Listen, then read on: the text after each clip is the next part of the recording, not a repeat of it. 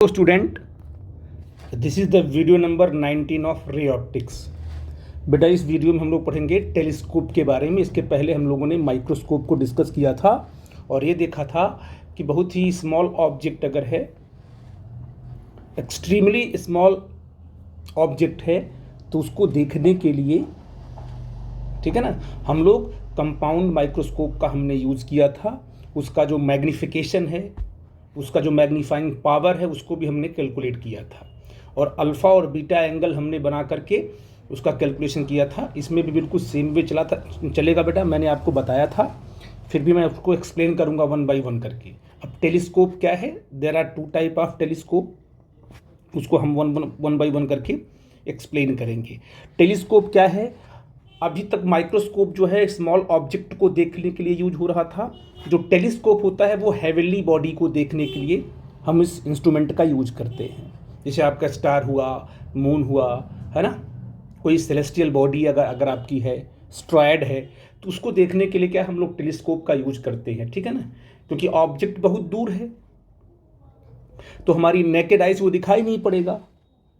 तो टेलीस्कोप क्या करता है, उसकी इमेज जो है एक प्रॉपर डिस्टेंस, जो least distance of distinct vision है, वहाँ बनाएगा ला करके, तब हमें वो क्या है, बिल्कुल क्लियर दिखाई पड़ेगा। और जो नॉर्मल हमारा विज़न होता है, जो नॉर्मल विज़न को मतलब क्या है कि इमेज कहाँ बन जाए, एट इन्फिनिटी। जब इमेज बनती है इन्फिनिटी पर, तब क्या है, तब भी हमें क्या है, बिल्कुल साफ साफ ऑब्जेक्ट हमें दिखाई पड़ता है। तो आप ये कह सकते हो कि सर कि ऑलरेडी जैसे मून को हम देख रहे हैं, तो मून ऑलरेडी इनफाइनाइट डिस्टेंस पे है, तो हम मून को हम क्यों नहीं देख पा रहे हैं? जब इनफाइनाइट डिस्टेंस पर इमेज बनेगी तब तो हमारी आंख देख लेगी। जैसे नॉर्मल विजन के लिए क्या होता है कि इमेज कहाँ बनती है, इन्फिनिटी पर। जब इमेज इन्फिनिटी पर बनती है तो हमारी जो आईज है उसको प्रॉपर देखती है और रिलैक्स आई बोलते हैं, बड़े ही रिलैक्स आई में, मतलब हमारी आई बड़ी नॉर्मल होती है, जो हमारी रेटिना है ना उस पर जोर नहीं पड़ता है जब इमेज कहाँ बनती है, इन्फिनिटी पर।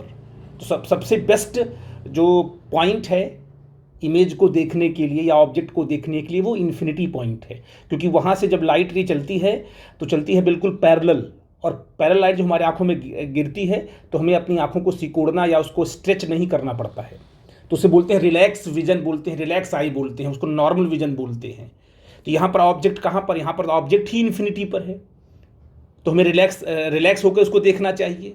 बिल्कुल सही बात है कि आपका ऑब्जेक्ट इन्फिनिटी पर है, लेकिन जो ऑब्जेक्ट की जो एंगुलर साइज है ना वो बहुत छोटी है, तो हम अपनी नेकेड आई से क्या है उसको नहीं देख सकते हैं।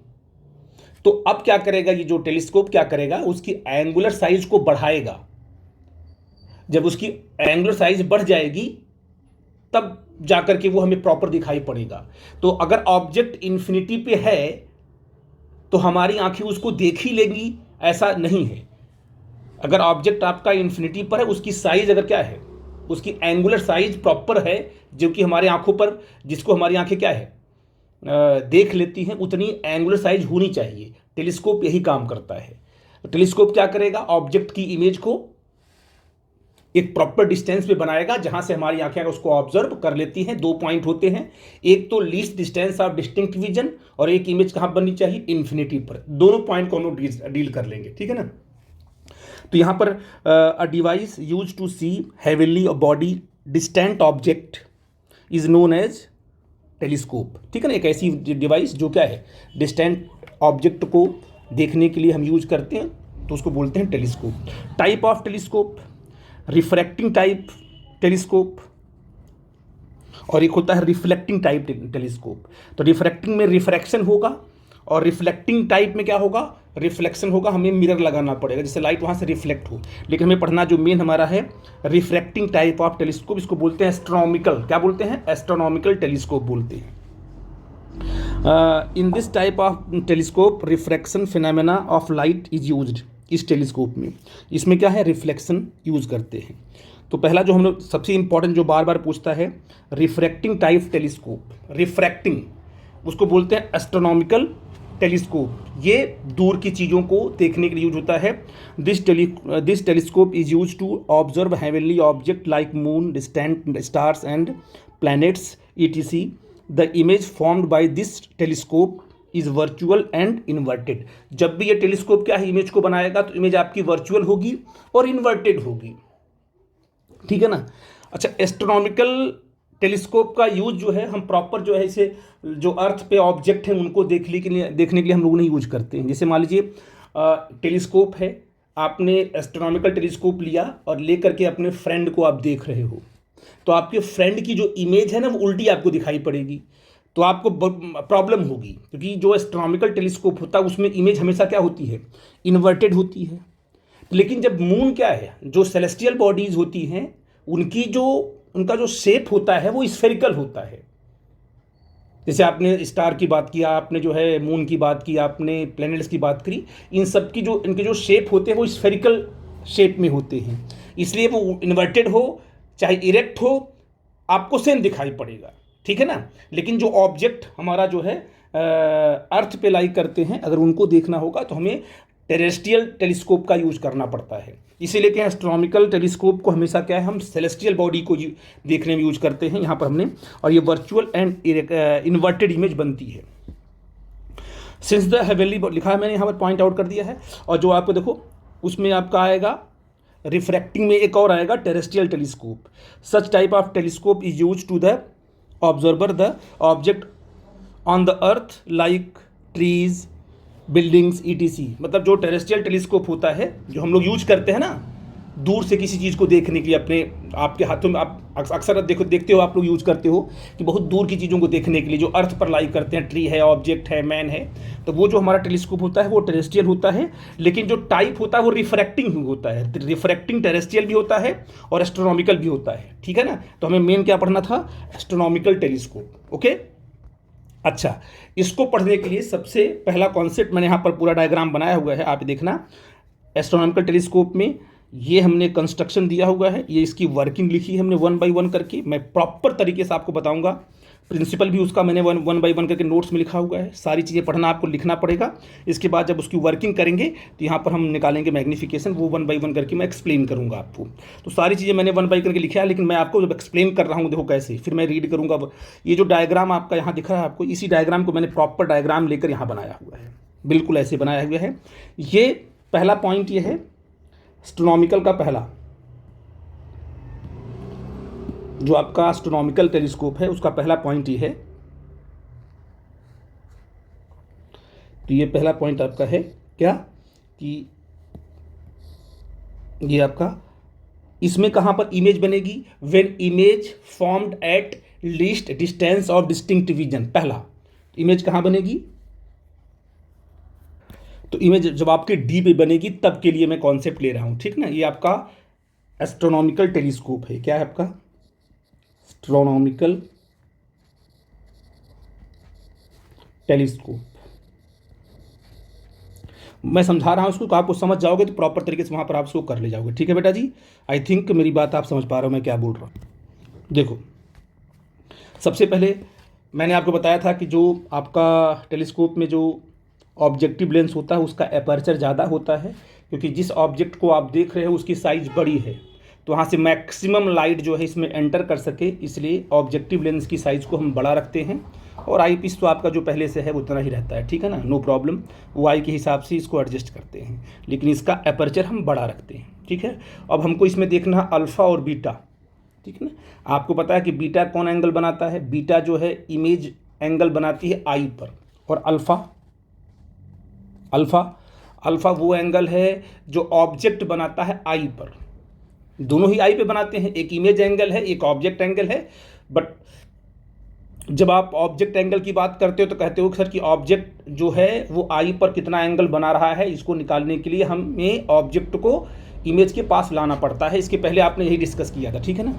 अब यहाँ पर क्या प्रॉब्लम है, जो आपने फेनोमेना पढ़ा है माइक्रोस्कोप में बिल्कुल सही, बिल्कुल सेम चलेगा, यहाँ भी सेम ही है, लेकिन बस यहाँ पर फ़र्क ये है कि जो आपका ऑब्जेक्ट है वो बहुत दूर है। उस ऑब्जेक्ट के लिए ये ऑब्जेक्टिव लेंस और आई लेंस एक ही है, वहाँ से अगर आप बैठ के देखोगे तो ये दोनों लेंस आपको एक ही प्लेस पे दिखाई पड़ेंगे। इनके बीच का डिस्टेंस मून के डिस्टेंस के रिस्पेक्ट में बहुत ही कम है। तो जब हम ऑब्जेक्ट का एंगल बनाएंगे तो चाहे आप इस पे बनाओ और चाहे आप इस पे बनाओ, दोनों बात एक सही रही, कोई दिक्कत की बात नहीं। चाहे ऑब्जेक्टिव पे बनाओ, ऑब्जेक्ट का एंगल बनाओ, और चाहे आई पे बनाओ, बात बिल्कुल सेम रहे, क्योंकि वो ऑब्जेक्ट कहाँ लाई कर रहा है, ऑब्जेक्ट आपका इन्फिनिटी पर है। आई थिंक मेरी बात आप समझ पाए। तो इस बात को समझो, माइक्रोस्कोप में ऐसा नहीं कर पाते थे आप। माइक्रोस्कोप में जो ऑब्जेक्ट है ना, ऑब्जेक्ट का जो डिस्टेंस है वो दोनों लेंसेज के बीच कंपेयर में मीनिंगफुल होता है। ऐसा नहीं क्या बोलते हैं कि बहुत ज़्यादा होता है, लेकिन यहाँ पर ऑब्जेक्ट बहुत दूर रखा है, इसलिए ऑब्जेक्ट का एंगल कहाँ बना लेंगे हम, ऑब्जेक्टिव पर ही बना लेंगे। कहीं पर ऐसा नहीं कि इमेज पे शिफ्ट करें, यहाँ शिफ्ट करें, ऐसी प्रॉब्लम यहाँ पर नहीं आने वाली है। तो सबसे पहले क्या है कि आपको देखना होगा कि डी पर कैसे बनना है।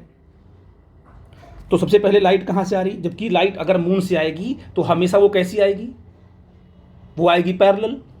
जब लाइट कहाँ से आएगी, मून से आएगी, तो कैसी आएगी बेटा जी, आएगी पैरेलल। तो पैरेलल बीम ऑफ लाइट कहाँ से आ रही है बताओ, मून से आ रही है, from object at infinity. Moon है, प्लैनेट है, जो भी है। लाइट तीन लाइट लेके हम आए, अब तीनों के यहाँ पर, तीनों कहाँ पर इंटरसेक्ट करेंगे, यहाँ पर, जहाँ पर ये आपका होगा FO, जहाँ पर इसका फोकस होगा ना वहीं पर तो इमेज बनेगी ना। देखो जहाँ पर ये तीनों लाइट इंटरसेक्ट की है वहीं पर बनेगी। FO मतलब क्या है, इस ऑब्जेक्टिव का फोकल लेंथ यहाँ पर है, और FE क्या है, ये आई पीस का फोकल लेंथ यहाँ पर है, ठीक है ना। तो थोड़ा FO आपका राइट साइड में जाएगा, क्यों, क्योंकि ये ऑब्जेक्टिव लेंस का जो एपर्चर है बड़ा है, इसलिए FO थोड़ा बड़ा होगा। इतनी बात आप समझ गए। अब बताइए, इमेज तो यहाँ बन गई। अब बताइए ऑब्जेक्ट ने आई पर कितना एंगल बनाया। तो ऑब्जेक्ट के लिए यही लेंस आप ले लोगे आई, क्योंकि ऑब्जेक्ट बहुत दूर है। तो आप कहोगे सर कि यहाँ पर अल्फ़ा मान लिया, क्योंकि जो ऑब्जेक्ट है वो इस लेंस से कितना एंगल बना रहा है, अल्फ़ा एंगल बना रहा है। डरना मत, मैं आप बार बार बोल रहा हूँ कि माइक्रोस्कोप में ऑब्जेक्ट बहुत नज़दीक था लेंस के, इसलिए आपको इमेज पे उसको शिफ्ट करना पड़ा, फिर निकालना पड़ा अल्फ़ा बीटा। यहाँ पर ऑब्जेक्ट बहुत दूर है, तो ऑब्जेक्ट जो एंगल क्या बनाएगा, ऑब्जेक्टिव पर बनाएगा, वही आपका आई पर भी बनाएगा, उतना ही कंपेरेबल, क्योंकि ऑब्जेक्ट बहुत दूर है। इसलिए क्या है कि हम इसी एंगल को कंसिडर कर लेंगे कि जो ऑब्जेक्ट पर एंगल बन रहा है वही ऑब्जेक्ट का एंगल मान लेंगे। यहाँ पर शिफ्ट नहीं करना कि इमेज पर रख करके फिर चेक करो, ऐसा कुछ नहीं है। ऑब्जेक्ट आ रहा है इन्फिनिटी से, ऑब्जेक्ट की जो लाइट रे है वो कितना एंगल बनाई, अल्फ़ा, कोई दिक्कत नहीं है। Alpha is the object angle kept form at the eye, eye का मतलब यही है ना, क्योंकि लेंथ बहुत छोटी है। बीटा कहाँ, बीटा क्योंकि तो बीटा तो आपका तब बनेगा जो इमेज बनाएगी। तो आपने इमेज लिया, ये A डैश और B डैश, ये इमेज बनी, और इस इमेज ने क्या, इस इमेज का कितना एंगल बना आपका, सॉरी इसका क्या बना, ये आपका ऑब्जेक्टिव है। इस ऑब्जेक्टिव का जो इमेज होगी वो क्या होगी, A डैश और B डैश होगी, ठीक है बेटा जी। अब A डैश B डैश से दो लाइट रे निकलेगी। लाइट रे निकलेगी कैसी, देखो बार बार इसे निकाल सकते हो, कई लाइट रे निकाल दिया हमने, नो प्रॉब्लम, इसमें कोई दिक्कत नहीं। आप दो लाइट रे निकाल के, एक प्रिंसिपल है, एक आप क्या ऑप्टिकल सेंटर से पास करा दो, और एक लाइट गिराओ इस तरीके से कि वो बिल्कुल क्या है इस तरीके से पास हो, ठीक है ना, फोकस से पास हो, जैसे भी आपने इसे गिराया। और इसको सारी लाइट्स को क्या है, एक लाइट दो लाइट आप गिरा सकते हो ऐसे। सारी लाइट्स को जब पीछे की तरफ आप मिलाओगे तो यहाँ बनेगा A double dash B double dash, आपका बन जाएगा फाइनल इमेज। ये इमेज कौन बना रहा है, ये आपका आई लेंस बना रहा है।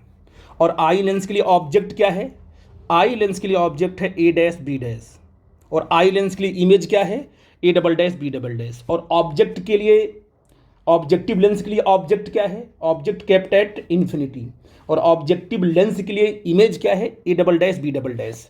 इतनी बात आप समझ, कोई दिक्कत तो नहीं बेटा जी, आई थिंक मेरी बात आप समझ गए। और इमेज कहाँ बनेगी, D डिस्टेंस पे, जिसे बोलेंगे least distance of distinct division, और ये जो FE है ये है। लेकिन A double dash B double dash, A double dash B double dash से लेकर के ऑप्टिकल सेंटर के बीच का डिस्टेंस UE होगा, क्योंकि A double dash A dash B dash, A dash B dash और ऑप्टिकल सेंटर, इनके बीच का डिस्टेंस होगा UE, क्योंकि A dash B dash is the object for the eye lens. इतनी बात आपको समझनी पड़ेगी, ठीक है ना। अच्छा, तो आई थिंक इस बात को आप समझ गए। तो आप बताइए बेटा जी क्या होगा मैग्नीफिकेशन। तो अगर आप मैग्नीफिकेशन, मैग्नीफाइंग पावर की बात करो तो क्या बनता है आपका, tan beta upon tan alpha, ठीक है बेटा जी, कोई दिक्कत की बात नहीं है। अच्छा आप बताइए tan अल्फ़ा क्या होगा, तो ये भी अल्फ़ा है, और ये भी आपका अल्फ़ा है। तो ये भी अगर आपका अल्फ़ा है तो देखिए ये वाला ट्रायंगल ले लो आप, ये वाला ट्रायंगल है ना। अगर ये ट्रायंगल आपने लिया तो बोलिए tan अल्फ़ा क्या होगा, what is the tan alpha, a dash b dash upon o a dash, a dash B dash upon, बोलो बेटा जी, ओ ए डैश। ठीक है बेटा जी। अब आपका tan बीटा क्या होगा, tan बीटा ये होगा, क्योंकि आपने ये वाला पूरा का पूरा d तो ले लिया आपने। अगर आपने v ले लिया का पूरा तो आपको ये भी डिस्टेंस आपको लेनी पड़ेगी, इसका भी तो रोल प्ले करना पड़ेगा। तो a डैश b डैश और o डैश, ये वाला डिस्टेंस, ये क्या होगा, a डैश o डैश, मतलब a dash b dash upon o a dash, a dash b dash upon o dash a dash. ठीक है बेटा जी, आई थिंक मेरी बात आप समझ गए मैं क्या बोल रहा हूँ, ठीक है ना। अब आप क्या करोगे, अब कहोगे मैग्नीफाइंग पावर क्या होगा बेटा जी, आप इनको डिवाइड कर दोगे। डिवाइड करने के बाद क्या आएगा, a dash b dash upon वो डैश a डैश, है ना, upon a dash b dash upon o a dash, ये कट जाएगा। यहाँ कितना आ जाएगा बोलो, o a dash upon o dash a dash. ठीक है ना। जो मैग्नीफाइंग पावर आपका आ गया वो आ गया ओ a dash upon O dash और ए डैश। ठीक है, आई थिंक इतनी बात आपको समझ में आ गई हो। अब डायग्राम से बताओ बेटा जी ओ ए डैश क्या है, क्योंकि इसकी जो है यहाँ से लेकर के यहाँ तक का डिस्टेंस जो है ए डैश बी डैश, ये तो एफ ओ है ना, है ना, है कि नहीं बेटा जी। एफ ओ है तो एफ ओ आपका पॉजिटिव है कि नेगेटिव है, पॉजिटिव है।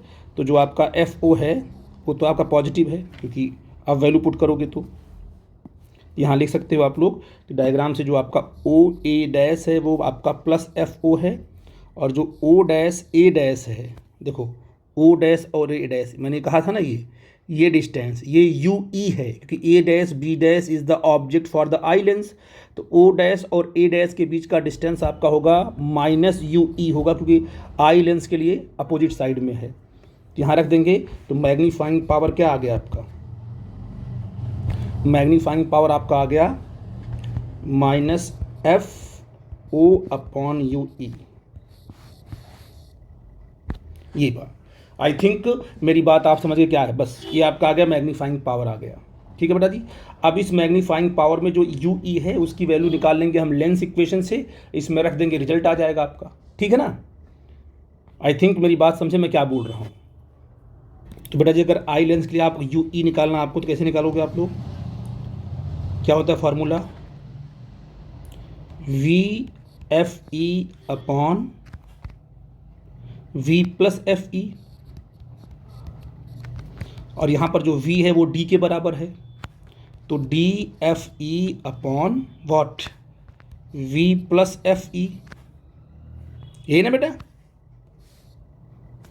लेंस इक्वेशन से आएगा ये। और इसको यहाँ पर पुट कर दोगे, यू यहाँ पर है, यहाँ पर क्या आ जाएगा मैग्नीफाइंग पावर, मैं यहाँ पर लिख रहा हूँ, देखो ध्यान देना। अब यहाँ पर क्या आ जाएगा माइनस एफ ओ, है ना, इसको जब अपॉन करेंगे तो ऊपर चलाएगा, into D f e upon, ये डी होगा ना, डी प्लस एफ ई होगा। सिंपल सी बात है बेटा जी, ठीक है ना। आई थिंक मेरी बात आप लोग समझ में मैं क्या बोल रहा हूँ बेटा जी, ठीक है ना। जो बेटा गलत हो रहा है सही करते हैं इसको, क्या हो जाएगा तुम्हारा यहाँ पर, ये जो मैग्नीफाइंग पावर आपका आ जाएगा, ठीक है ना, तो ये हो जाएगा माइनस एफ ओ अपॉन क्या होगा, D f e upon D plus f e, इसको ऊपर करेंगे तो जो आपका मैग्नीफाइंग पावर आएगा, magnifying power is equal to क्या हो जाएगा, माइनस एफ ओ जो कहते हो इंटू जगह D plus f e upon क्या होगा बेटा जी, अपॉन डी एफ ई।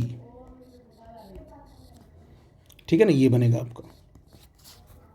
तो क्या करो बेटा जी, एफ ई को बाहर निकालो तो मैग्नीफाइंग पावर क्या आ गया, minus f o upon f e को बाहर कर लिया आपने तो डी बचा, डी इसके पास आएगा तो 1 आ जाएगा, plus f e upon d आएगा, 1 plus f e upon d आ गया।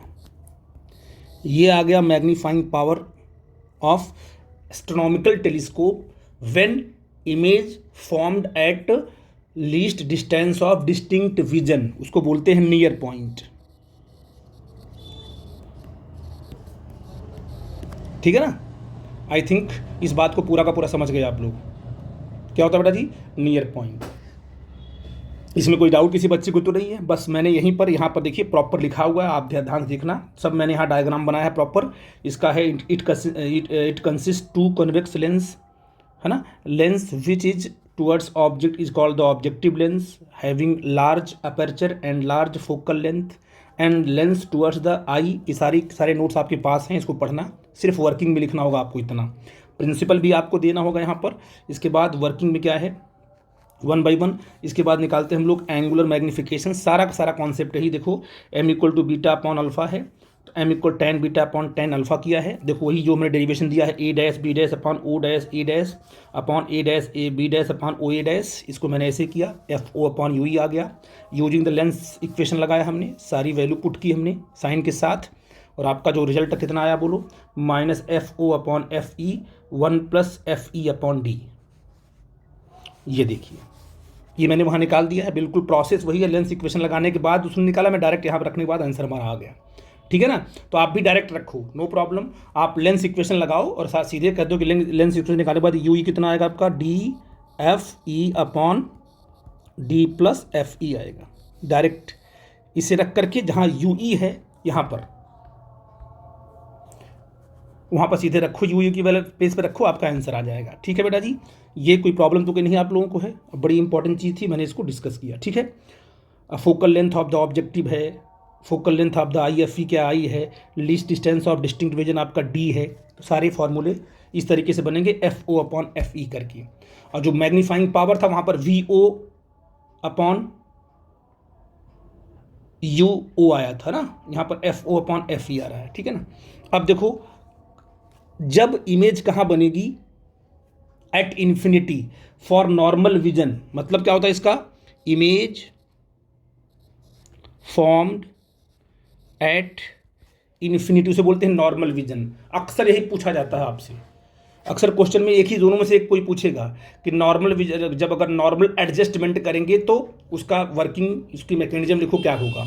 बस उसकी मैकेनिज्म यही है बेटा जी कि जब आप, क्योंकि ऑब्जेक्ट कहाँ रखा हुआ आपका, इन्फिनिटी पर, लाइट आएगी, है ना। इमेज, जो फाइनल इमेज है वो कब इन्फिनिटी पे बनेगी, जब जो इस ऑब्जेक्टिव लेंस ने जो इमेज बनाया है वो इमेज कहाँ लाई कर जाए, आई लेंस के फोकस पर। क्योंकि आई लेंस के फोकस पर अगर इमेज बनी है, क्योंकि इसने जो इमेज बनाया है ये इमेज इसके लिए ऑब्जेक्ट होगी, और इसका ऑब्जेक्ट अगर इसी के फोकस पे आ जाए तो इमेज कहाँ बन जाएगी, इन्फिनिटी पर। तो इसमें होता क्या है, क्योंकि ये कैसा आ रहा है, ये ऑब्जेक्ट कहाँ से आ रहा है, मतलब लाइट रे कहाँ से आ रही है, लाइट रे आ रही है इन्फिनिटी से आ रही है। तो पक्का है कि जो इसकी इमेज बनेगी, किसकी, ऑब्जेक्टिव लेंस की, जो ऑब्जेक्टिव लेंस की इमेज बनेगी वो तो एफ ओ पे ही बननी। देखो लिखा है मैंने एफ ओ, ये आपका एफ ओ है, एफ ओ। और यहीं पर है क्या है आपका, एफ ई भी है। मतलब एफ ओ और एफ ई दोनों एक ही पॉइंट, जहाँ पर एफ ओ है ये, वहीं पर आपका क्या है, ये एफ ई भी है। और ये आपकी इमेज बन गई, देखो ऐसे।